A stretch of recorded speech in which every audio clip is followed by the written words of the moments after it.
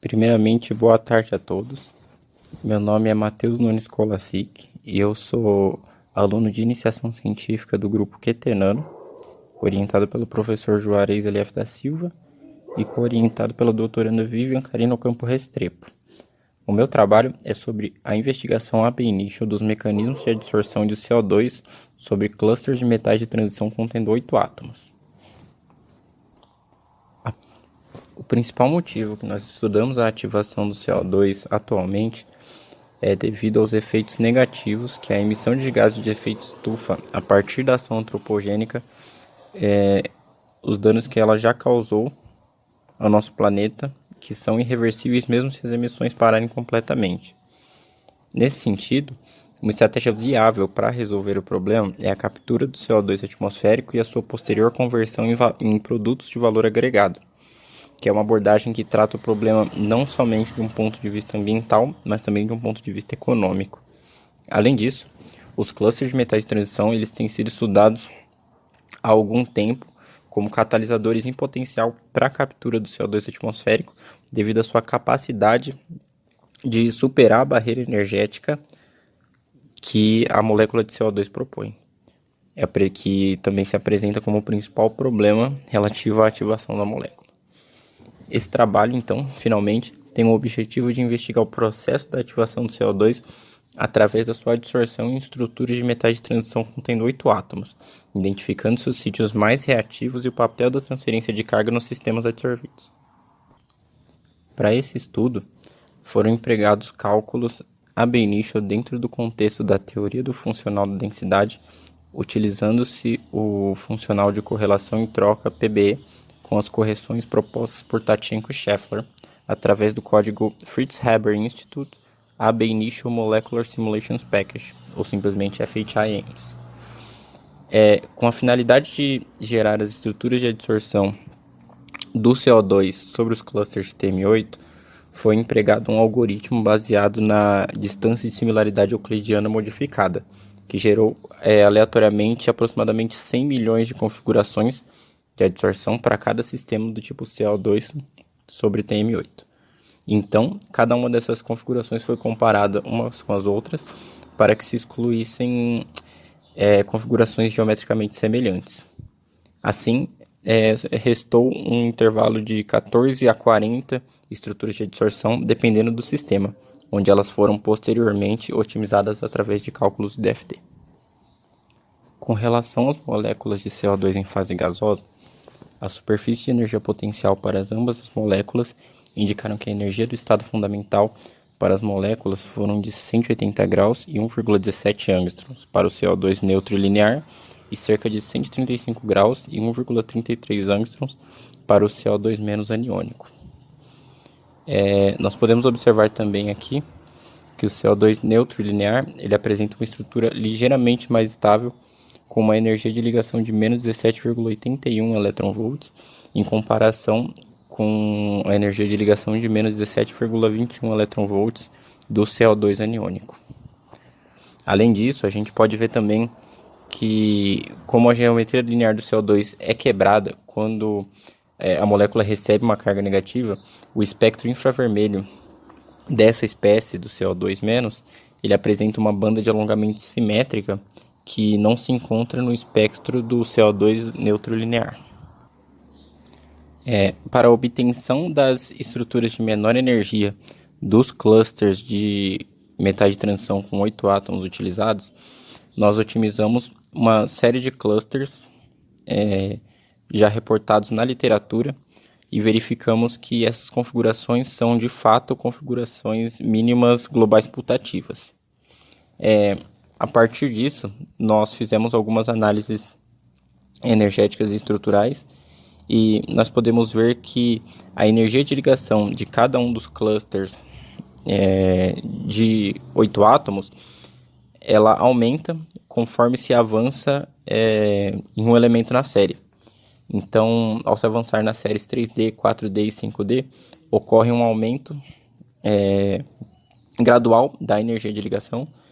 enquanto que ao se descer um período na tabela,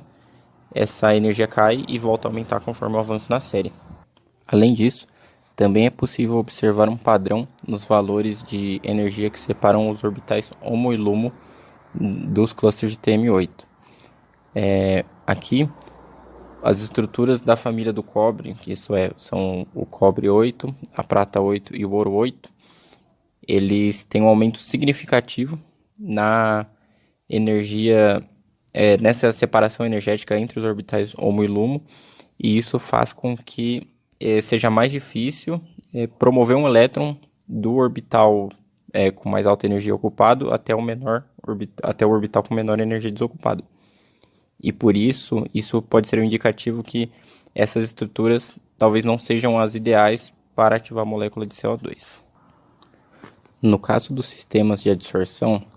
foram observados uma preferência por dois tipos de sítios de adsorção, que no caso são os sítios bridge e os sítios top. Nos sítios bridge é possível observar uma interação forte